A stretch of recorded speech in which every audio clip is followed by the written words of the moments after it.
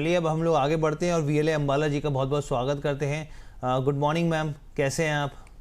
Good morning हर्ष जी। मैं अच्छी हूँ, जी, आप कैसे हैं? एकदम बढ़िया मैम। कल का मैच देखा आपने मैम? मैं क्रिकेट नहीं देखती हूँ। तो कौन सा गेम मैम जी, आप देखते हैं? But first of all highlights तो जरूर देखे हैं, पूरा बैठ के नहीं देखा। तो जी इंडियन टीम ने जो प्रदर्शन किया है वो बहुत ही रिमार्केबल है, स्पेशली वुमेन पार्ट वहां पे देखने के लिए मिला इन क्रिकेट ऑल्सो। जी। So that is something very interesting. तो मेरी तरफ से और हमारी टीम की तरफ से इंडियन पूरी क्रिकेट टीम को बहुत बहुत शुभकामनाएं। जी अच्छा प्रदर्शन कर रहे हैं। बिल्कुल मैम, बहुत। और ये बात वो सही है, वो आमिर खान की मूवी थी कि हमारी छोरियां क्या छोरों से कम है, कम नहीं बल्कि आगे है। ये स्थिति देखने को मिली और बहुत ही बढ़िया शानदार प्रदर्शन रहा। और समय इसी बदल रहा है, समय बदल रहा है, एक्सेप्टेंस आ रही है। यस मैम, एब्सोल्युटली आप सही कह रहे हैं। मुकेश कुमार जी हमारे प्राइम मेंबर बन गए, वेलकम टू दी लेवल 2। तो बहुत बहुत धन्यवाद सर मुकेश जी हमारे साथ जुड़ने के लिए आपका। अब हम लोग आगे बढ़ते हैं मैम। सबसे पहले मैं निफ्टी बैंक के ऊपर आपके जानना चाहूँगा नज़रिया, क्योंकि मैम हमने देखा यहाँ पे बैंकिंग की तरफ से तो एक मजबूत प्रदर्शन देखने को मिला, खासकर पीएसयू बैंकिंग की तरफ से। लेकिन मैम अगर मैं प्रोप्राइटर्स की पोजीशंस को देख रहा था मैम, तो वो जो है 58,000 के आसपास थे, लेकिन अब वो देखते देखते वो 57,000 के आसपास पहुंच गई है। आप क्या यस। देख रहे हैं यहाँ पे? क्या कंसर्न दिख रहा है आपको? क्या लग रहा है आपको दबाव बनेगा भी या फिर नहीं? अभी थोड़ा दबाव रह सकता है हर्षी, और ये अभी यहाँ पर जो ज्यादा प्रॉफिट बुकिंग यहाँ पर ट्रिगर हो सकती है वो पीएसयू बैंक्स में हो सकती है। तो पीएसयू में जो अच्छी खासी रैली हुई है, क्योंकि वही वहीं से कंट्रीब्यूशन आया था इस अपसाइड की मूवमेंट का। और अभी निफ्टी पीएसयू बैंक अगर हम देखें तो यहाँ पर अभी ओवरबॉट हो चुके हैं। तो ग्रेजुअली वो वाली अपसाइड की मूवमेंट अब नहीं रहेगी जो पिछले 3-4 हफ्ते थी। तो मेरे हिसाब से पीएसयू बैंकिंग की तरफ से थोड़ा प्रेशर निफ्टी बैंक में आएगा। हालांकि अगर प्राइवेट बैंकिंग की बात करें तो वो कंसोलिडेटेड रहेंगे, लेकिन पीएसयूज में अगर टू बी मोर स्पेसिफिक बात करें तो थोड़ा बहुत हमको सेल ऑन राइज का व्यू रहेगा, जिसकी वजह से जो ओवरऑल जो निफ्टी में जो निफ्टी बैंक में जो मूव होगा अब वो सेल ऑन राइज का रहने वाला है। तो जो इंपॉर्टेंट सपोर्ट था, बड़ी एक्सपेक्टेशन थी कि ये वाला निफ्टी सपोर्ट कर देता अगर, तो डेफिनेटली एक नया हाई की हम यहाँ पर और बात करते थे, निफ्टी 50 में भी और निफ्टी बैंक में भी, जो कि निफ्टी बैंक ऑलरेडी कर चुका है। तो यहाँ पर थोड़े से सेंटिमेंट्स जो है थोड़े चेंज हुए हैं। तो यहाँ अभी हमें अगर ट्रेड की कोई अपॉर्चुनिटी ढूंढनी है, ओवरऑल डिस्कशन का अल्टीमेट ऑब्जेक्टिव ये है कि करें क्या, तो यहाँ पर अभी थोड़े समय के लिए सेल ऑन राइज का ट्रेड ढूंढ सकते हैं ट्रेडिंग प्रोस्पेक्ट से। इन्वेस्टर्स अभी वेट करेंगे, अभी उनको समय है। निफ्टी बैंक में अगर आप ढूंढ रहे हैं कि कहां से फ्यूचर में लॉन्ग पोजीशन बना सकते हैं या स्टॉक स्पेसिफिक लॉन्ग एक्शन ले सकते हैं, तो अगर आप इंडेक्स को ट्रैक कर रहे हैं तो थोड़ा सा आपको 57 तक आने की उम्मीद बनती है। 2% है जो कि करंट प्राइस से मिनिमम। ठीक है मैम। और इसी बीच जो है व्यूअर्स के हमारे एक बैक टू बैक कमेंट्स और सवाल दोनों जुड़े हुए हैं, तो तमाम दर्शकों का बहुत बहुत स्वागत है कि आप अपना कीमती सवेरे हमें देते हैं। और एक व्यूअर कह रहे हैं यहाँ पर अम्बाला जी के लिए कमेंट है यहाँ पर, अंकित चौरसिया जी कि अम्बाला जी इज़ ग्रेट। और कह रहे हैं, राकेश जी भी कह रहे हैं अम्बाला जी को शुभ सवेरे में प्रणाम। Thank you. Good morning. But God is the only greatest in this world. So no person in this world is great. Only God is great. So God is great. thank you. आप admire कर रहे हैं, but I would like to give this credit to God because He is the only greatest in my opinion. Yes ma'am, ये तो है ma'am, वो है तो हम हैं, उन्हीं का आशीर्वाद हम सब पे बना रहे, बस यही उम्मीद करते हैं। सौरभ जी कह रहे हैं गुड मॉर्निंग हर्ष भाई, you are doing a great job, happy for you, keep it up. Thank you so much sir, बहुत बहुत धन्यवाद। इतने प्यारे प्यारे कमेंट सुबह सुबह, आप पूरा बेहतरीन कमेंट्स दिन बन सुनाते जाता हैं। है। हाँ सर, एकदम मैम, बहुत अच्छा लगता है। मैम सबसे पहले मैं ना एक बार अर्बन कंपनी की बात करते हैं, क्योंकि इस जो यहाँ पर कंपनी आई आईपीओ को लेकर, उसके बाद से ज़बरदस्त इसमें क्रेज़ देखने को मिला। अब इन्होंने अपने Yes. नतीजे जारी किए हैं मैम, और जो नतीजे हैं अगर हम लोग देखें यहाँ पे, तो घाटा जो है वो दर्ज किया है कंपनी ने करीब करीब यहाँ पे 59 करोड़ के आसपास का। जबकि अगर आप यहाँ पे देखें साल दर साल के हिसाब से, तो 6.9 करोड़ का यहाँ पे जो कंपनी का था वो मुनाफा था। अब यहाँ पे घाटे की वजह जो रही है वो रही है इंस्टा हेल्प, जो इनकी ऐप है, जो एक हाउस कीपिंग वाली सर्विस है। उसमें एक भारी जो हम लोगों ने देखा कि एक शुरुआती निवेश होता हुआ दिखा, जिसका असर यहाँ पे नतीजों पे आता है। रेवेन्यू जो है वो बढ़ते हुए दिखे 37%। ऑपरेटिंग जो खर्च है वो भी यहाँ पर आप ये देखिए, पहले के मुकाबले अगर Q1 से देखें तो 384 करोड़ से बढ़कर 462 करोड़ पे आ गया है यहाँ पर। एडजस्टेड एबिटा की बात करें यहाँ पे जो है, वहाँ पर भी घाटा देखने को मिला है यहाँ पर। और जो सीईओ हैं अभिराज सिंह भाल, क्योंकि मैनेजमेंट का कमेंट्री सुनना बहुत ज़रूरी हो जाता है ऐसे में, तो उनका कहना है कि हम स्थायी ग्रोथ को लेकर फोकस्ड हैं। भले ही शॉर्ट टर्म के लिए मार्जिन पर असर देखने को मिले, लेकिन हमारा जो लक्ष्य है वो लॉन्ग और फ्रेश कैश जो है वो फ्लो प्रति शेयर के हिसाब से करना है मैम, क्योंकि बहुत सारी कंपनियां जो होती हैं वो एक्विजिशंस करती हैं, इन्वेस्टमेंट करती हैं मैम, और उसका असर जो है वो जाहिर सी बात है आपको मार्जिन्स में, प्रॉफिट में देखने को मिलता है। अब कंपनी ने यहाँ पर जो है वो निवेश बढ़ाया है, यहाँ पे इंस्टा जो हम लोग बात कर रहे हैं वहाँ पे, उसका असर हमें रिफ्लेक्शन के तौर पे हमें प्रॉफिट्स में देखने को मिला है। आप कैसे देख रहे हो? मैं इसके नतीजे वैसे भी देख रहा था, तो मैम जो दुबई में और दूसरी जगह पे है वहाँ जो इनके बिजनेस है वहाँ पे ब्रेक इवन की स्थिति देखने को मिल रही है।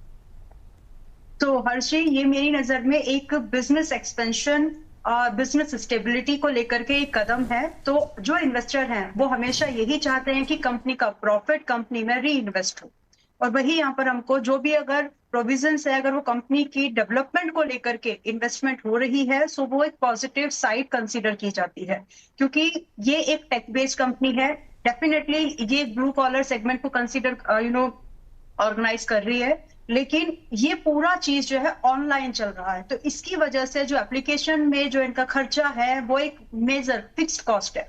अगर हम सबसे इंपॉर्टेंट फिक्स्ड कॉस्ट की बात करें कंपनी में तो यही है, and they are considering to a prominent investment in this particular thing. तो इसकी वजह से ये मेरी नजर में इन्वेस्टर के मायने से ये एक अच्छी खबर है। रही बात ऑलरेडी, अगर हम बात करें, कंपनी ऑलरेडी एक लॉस मेकिंग कंपनी ही रही at the time of listing also, तो इस चीज में बहुत ज्यादा सरप्राइज मुझे नहीं लगता कि मार्केट को होना चाहिए।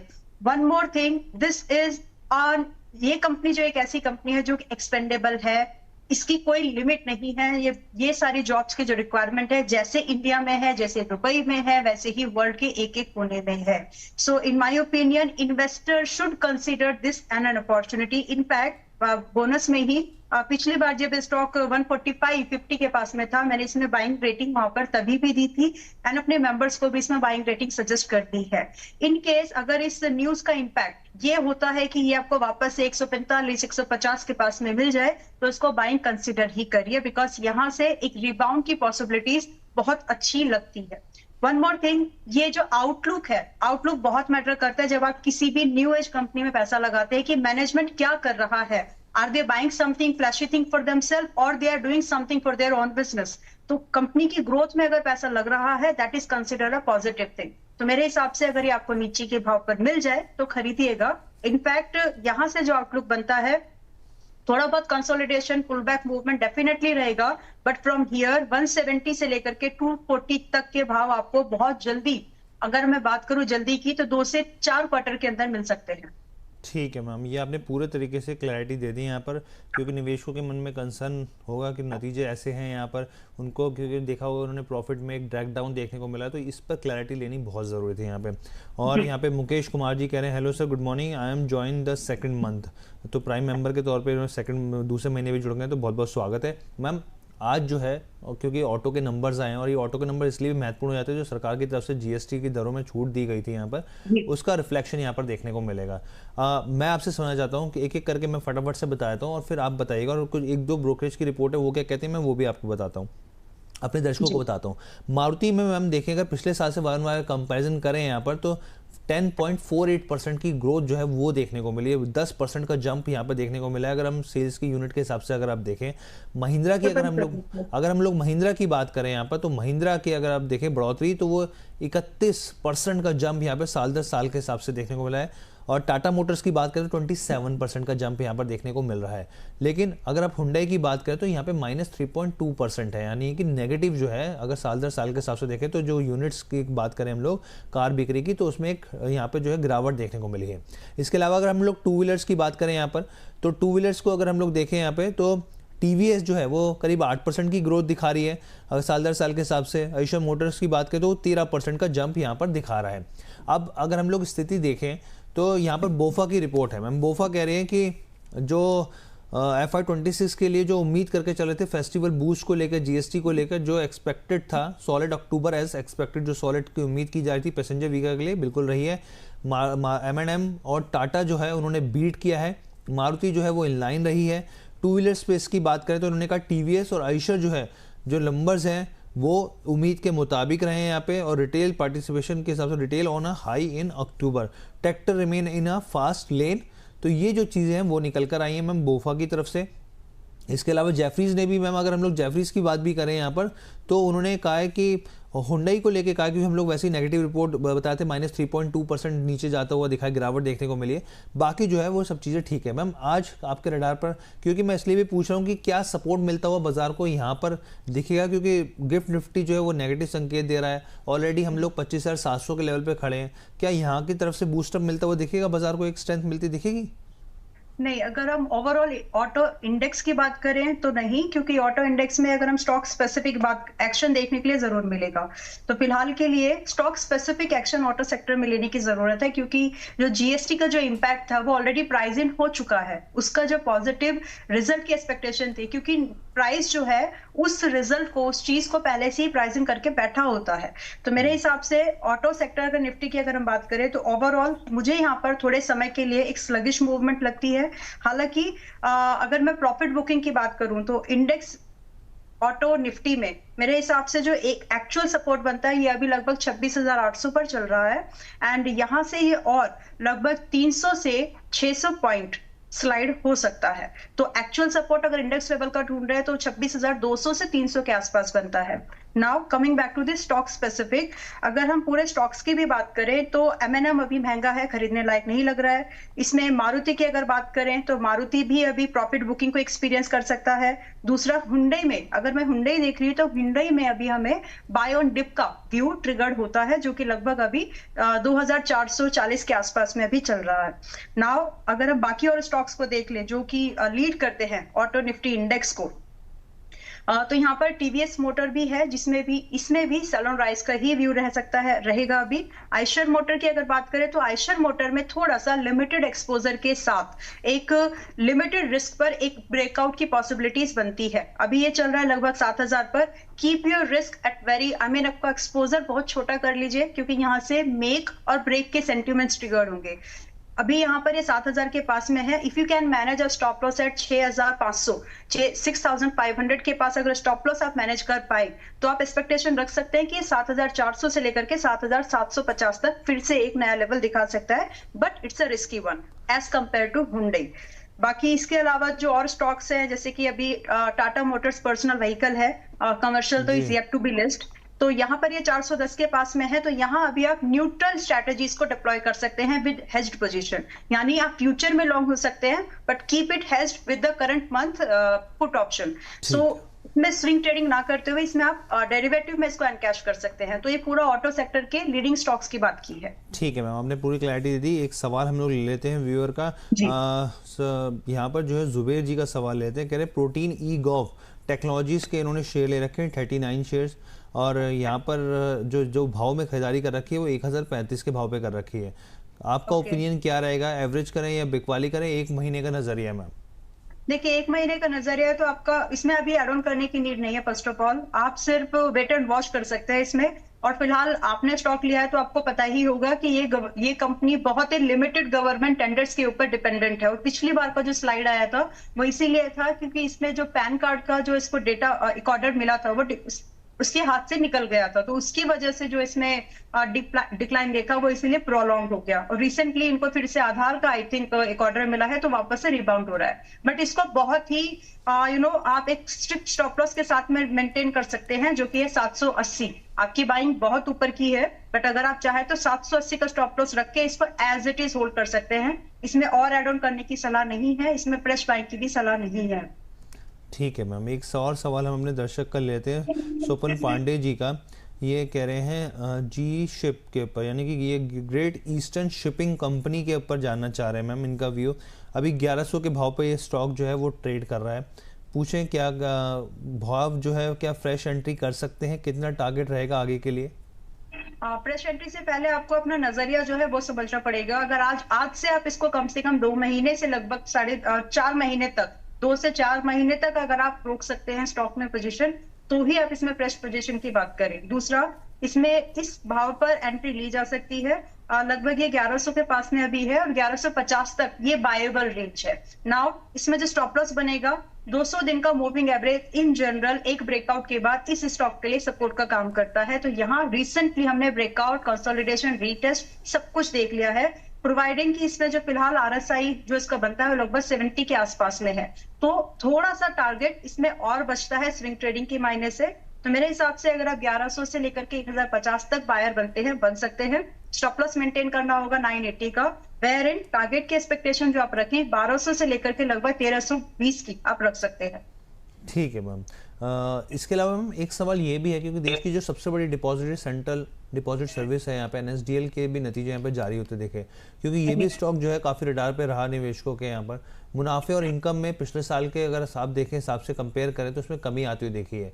अगर आप यहाँ पर कंपनी का मुनाफा देखें तो 13.46% जो है वो घटता हुआ दिखा है यहाँ पर। अगर आप इनकम की बात करें तो वहाँ पे भी करीब करीब 5% की गिरावट देखने को मिली है। कामकाजी मुनाफे की बात करें तो वो भी 16% टूटता हुआ दिखा है मैम। मार्जिन्स भी जो है यहाँ पर आप यहाँ पे देखें तो 66% से घटकर यहाँ पे 58.23% आए हैं। अच्छा, लेकिन यहाँ पे एक चीज़ जो है यहाँ पे जो समझने वाली है, क्योंकि वित्तीय आंकड़ों की बात करते हैं यहाँ पे, तो इस आप देखिए जो स्थिति पूरी देखने को मिली बाजार में, इसमें कंपनी की जो ऑपरेशनल परफॉर्मेंस है वो मजबूत देखने को मिली। कंपनी के जो रिकॉर्ड संख्या डीमेट खातों की वो खुलते हुए देखे यहाँ पर। अगर हम लोग बात करें यहाँ पे तो कुल एक्टिव डीमेट खातों की जो संख्या है वो 16.51 करोड़ के पार निकल गई है यहाँ पर। तो ये जो नंबर यानी कि इस तिमाही की बात करें तो 65 लाख नए डीमेट खाते जो हैं वो खुलते हुए यहाँ पर दिखे हैं। मैम आपका नज़रिया एनएसडीएल के ऊपर क्या करना चाहिए?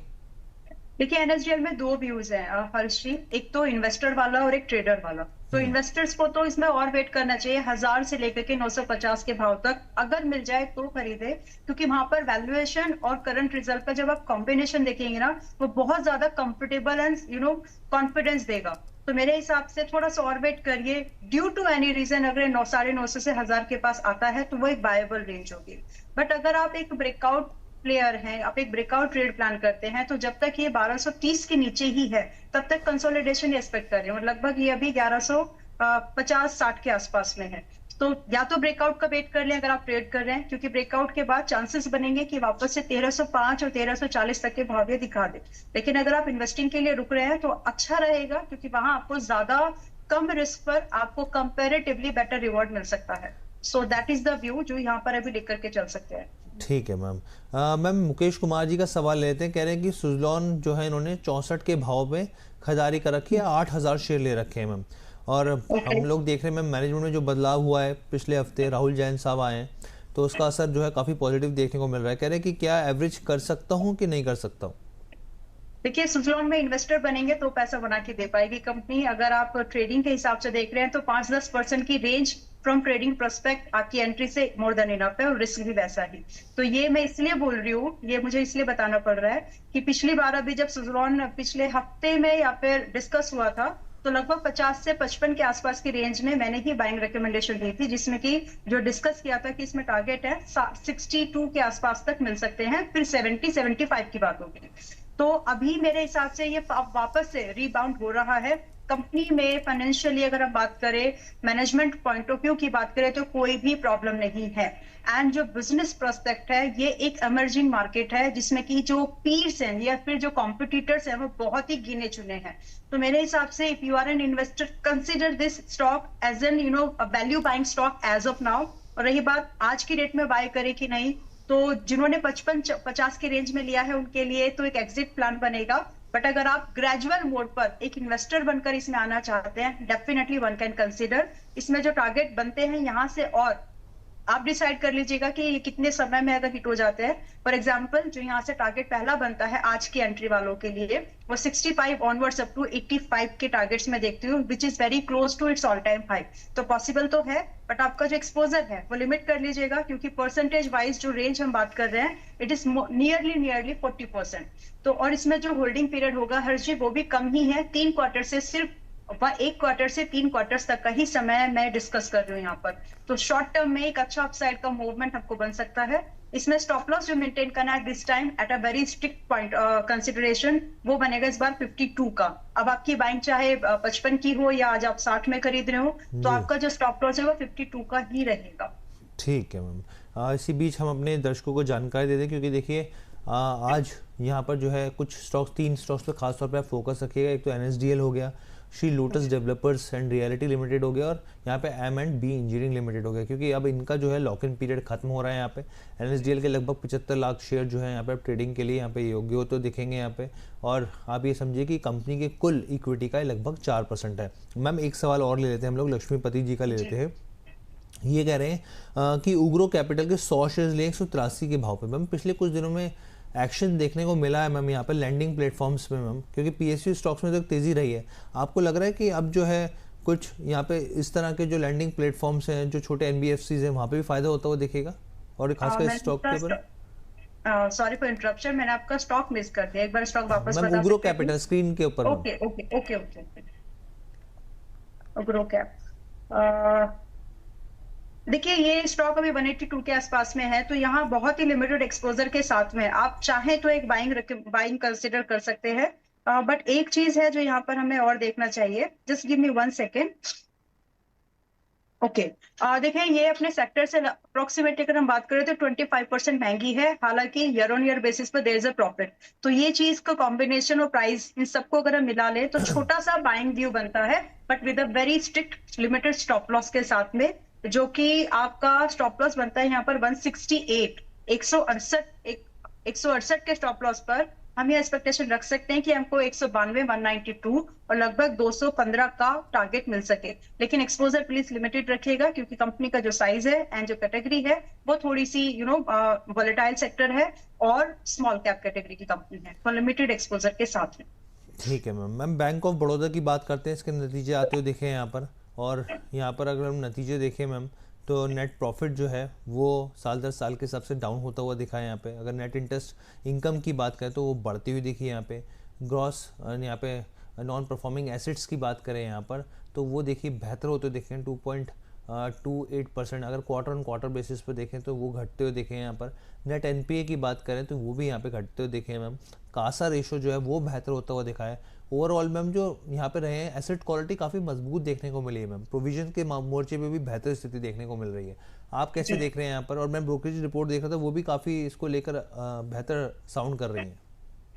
देखिए बैंक ऑफ बड़ौदा, अगर हम शॉर्ट टर्म की बात करें, जब हम 1 या 2 हफ्ते की बात कर रहे हैं, we might experience a small profit booking या फिर कंसोलिडेशन हियर, लेकिन जो फंडामेंटल इंप्रूवमेंट आया है वो प्रोलॉन्ग चलेगा, और इसका इम्पैक्ट ये होगा कि जो FDIs भी आएंगे, FDI इन्वेस्टमेंट सबको मालूम है अभी कि 49% होने जा रही है मोस्टली इन PSU बैंक्स, तो उसका इम्पैक्ट भी जो है वो पॉजिटिव, यानी जो बैंक जितना अच्छा कर रहा होगा उसको उतना अच्छा वेटेज मिलेगा। तो मेरे हिसाब से अगर आप एक इन्वेस्टर है तो भी, और अगर आप एक ट्रेडर हैं तो भी, दोनों के लिए ही अभी आपको यहाँ पर एक कॉशियस अप्रोच रखनी चाहिए। वाई? बिकॉज अभी थोड़े दिनों में अगर हम बात करें, 15 सितंबर से लेकर के अभी हम लोग 1.5 महीने तक पहुंच चुके हैं, और ये स्टॉक बैंक ऑफ बड़ौदा लगभग 20% का अपसाइड मूवमेंट कर चुका है।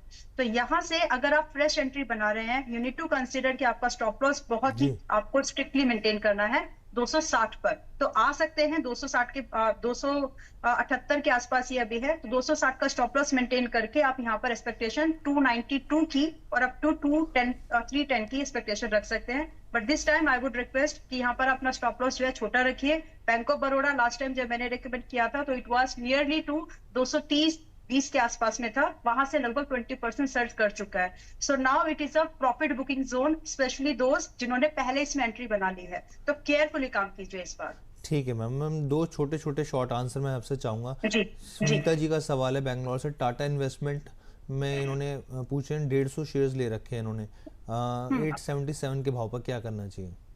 ओके, टाटा इन्वेस्टमेंट में फिर से एक बैंक ऑफ बड़ौदा के लिए भी डिस्क्लोजर, और टाटा ये हमने अपने मेंबर्स को रेकमेंड किए थे। टाटा इन्वेस्टमेंट 8000 के आसपास विदाउट, जब स्प्लिट नहीं हुआ था तब रेकमेंड किया था, तो उस समय से अच्छा खासा रिटर्न उसने दिया है। बट अभी वापस से अगर फ्रेश एंट्री बनानी है तो आपको रुकना चाहिए। अभी फ्रेश एंट्री के लिए जो एक अच्छा भाव बनता है मेरी नजर में वो है लगभग 700 के आसपास, और अभी लगभग 800 पर है, तो बहुत जल्दी ना करें, थोड़ा रुक जाइए। 700 के आसपास 720 तक, 700 से 720 तक ये आपको एक बार फिर मिलेगा, वहां पर आप चाहें तो कंसीडर कर सकते हैं फ्रेश बाइक के लिए। ठीक मैम, एक छोटा सा आंसर बस बेल राइस के ऊपर मैम। एक दर्शक महेंद्र जी कह रहे हैं मैम 2000 शेयर्स है 140 के भाव पर, मैम शॉर्ट में क्या करना चाहिए? 140 के भाव पर 2000 शेयर है। आप कंफर्टेबल है तो आप या तो प्रॉफिट बुकिंग कर लीजिए, और अगर प्रॉफिट बुकिंग नहीं करना चाहते हैं तो आप 145 पर अपना ट्रेलिंग लगा लीजिए, इससे नीचे की ट्रेलिंग की जरूरत नहीं है। ठीक है मैम। मैम कोई ऐसा स्टॉक जो आज रडार पे रखना चाहिए यहाँ पर? देखिए, स्टॉक इन बिटवीन तो काफी सारे थे, अगर आप मुझे 1 मिनट का टाइम और दे दें तो कुछ स्टॉक्स जो हमने पिछले हफ्ते आपको रिकमेंड किए थे उनका अपडेट मैं जरूर देना चाहती हूँ, ताकि लोग अपने मैम प्रॉफिट बस को। एक ही मिनट है हमारे पास। ओके, जी ठीक है। देखिए, मुझे आज की डेट में सुजलॉन ठीक लग रहा है। जी। सुजलॉन में बाय ऑन डिप का नजर रखिए, एक इन्वेस्टमेंट अपॉर्चुनिटी ट्रिगर की जा सकती है, जिसमें कि आपको 60 पॉइंट ऑनवर्ड्स अप टू 75 के टारगेट मिलेंगे, लेकिन ये स्विंग ट्रेड भी है, शॉर्ट टर्म व्यू है। ठीक है ma'am, thank you so much ma'am. और जाने से पहले एक बार डिस्क्लेमर भी प्लीज़ शेयर कर दीजिए। हर्षी, बहुत सारे स्टॉक्स थे जो मैंने यहाँ पर भी और मेंबर्स के साथ भी शेयर करके रखे हैं। कुछ में पर सेकंड टारगेट्स हुए, कुछ अभी भी एक्टिव है, बट मेरे पोर्टफोलियो में ऐसा आज कोई भी स्टॉक नहीं था जो है, और बाकी तो मेंबर्स के पास तो शफलिंग होती ही रहती है। Thank you so much ma'am, बहुत बहुत धन्यवाद हमारे साथ जुड़ने के लिए। उसके बाद प्रतिभूति बाजार में निवेश बाजार जोखिमों के अधीन है। निवेश करने से पहले सभी संबंधित दस्तावेजों को ध्यान से पढ़ें।